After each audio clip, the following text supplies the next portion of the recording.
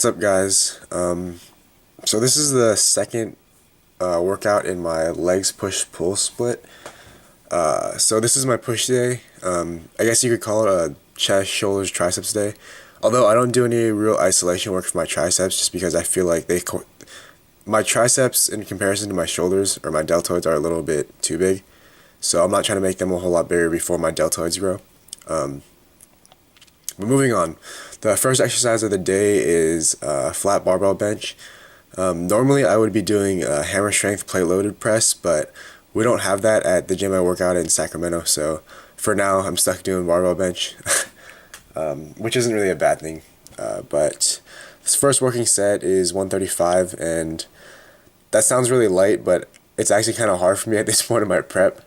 But yeah, like any other exercise, I always spend a good time warming up. Then you see on every set, I set up exactly the same. Contract my shoulder blades together, place my shoulders in traps on the bench, and then arch my back and push my butt as high as I can get it, or as high or as close to my shoulders as I can get it, not like off the bench. My butt is still on the bench, and my glutes are tight.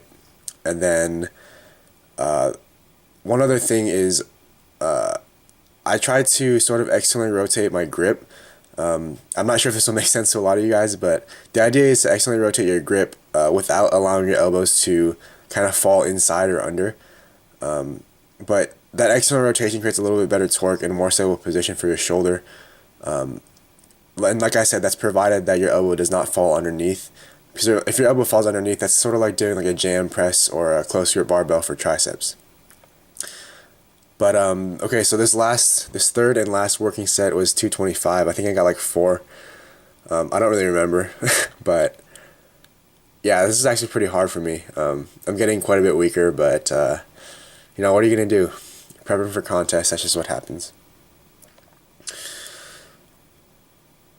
So yeah, I think that was 4. I think that might have been a PR for me that day.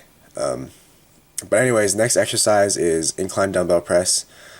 First working set, 80 pounds. And for this exercise, I don't try to arch my back, just because I feel like if you're doing an incline movement and you arch your back too much, then it kind of positions your body in a way that it's more like doing a flat bar press or flat dumbbell press.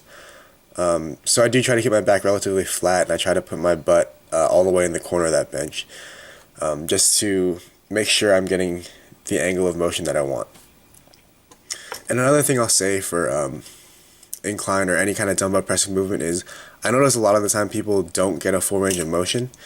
But I feel like if you are flexible enough and you're not injured or like disabled or anything like that, then you have no excuse. You know, you should try as hard as you can to get a full range of motion, just because a fuller range of motion allows you to use a lighter weight and get the same benefit as if you had shorter range of motion with a heavier weight. And obviously using lighter weights gives you better control, and it makes it less likely for you to get injured. So last working set, 100 pounds. I think I'm gonna get like 2 or 3 reps here. And like I said before, these really these sort of like really low rep range sets, these are for, well, they were meant to help me maintain my strength. But I actually, this footage is sort of old, and I recently, like yesterday, switched to straight sets instead of progressive weight. And I think I like that a little bit better at this point. But maybe I'll make footage of that later on. And then this next exercise I was doing is cable crossovers, pretty standard. 3 working sets here as well, but I only filmed this last one. And then the only reason I'm not wearing a shirt right now is because there are only like 4 people in the gym, and I knew 3 of them, so I figured YOLO. I only get to be shredded for like a few months out of the year, so you know, I gotta enjoy it while I have it. And then first exercise for shoulders is overhead press. This exercise is very humbling because normally I like to think that I'm kind of strong, but you'll notice here my first working set is only 95 pounds. I think it was maybe 11 reps, 11, 12, probably 10 or 11 actually. But yeah, for the form of this one, just try to keep a stable lower back and keep that bar path going straight. And in order to do that, especially if you have a giant head like me, then you're going to have to move your chin and your head out of the way. But as long as you can keep your back stable, and keep that bar path straight, you should be good. And another thing, a lot of people don't seem to understand that OHP, or overhead press, and push press are not the same thing. So like for overhead press, you don't really want to bend your knees and like kind of like push the weight up with your legs, because the entire reason that you're doing overhead press is to isolate your shoulders and make sure that your shoulders are the only things moving that weight. So like I said, this exercise makes me feel really weak. Like you'll notice this is I think this is 135 and I only get like 4 reps. But I'll just keep working at it, and hopefully during my next off season I'll be able to get a lot stronger here. Next exercise is seated behind the neck press. The reason I do this seated is because in order for me, or I think anybody, to get a full range of motion on this, you have to lean forward so your back is off of the bench. And you can't lean forward as far if you're standing up, obviously, because you'll fall over. But when you're seated, your feet are in front of you, so you can lean forward a little more and get that full range of motion. This is another one of those exercises that is very, very difficult to move a lot of weight. But like I said, always get a full range of motion. And just like my other exercises, that was 3 working sets there. So this next one is rear delt flies. And you're probably thinking that it's really crappy form, but if you consider for a moment that your deltoids, their only function is to move the bone in your upper arm. It moves that bone in your upper arm like up and down, like forward and back. And then if your shoulder joint, that ball joint there, if it's actually moving like forward and back or up and down, the muscles involved in that motion would be like your lats and your traps. So in order to isolate your deltoids, what you're trying to do really is to move that bone in your upper arm without moving your shoulder joint.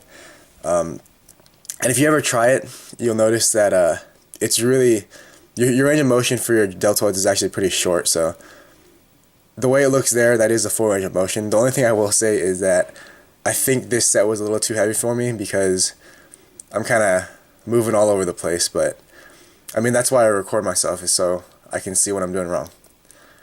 I think this is my last exercise, side lateral raises. Same thing, I just try to get my elbows as high as I can without moving my shoulder joint up and down too much.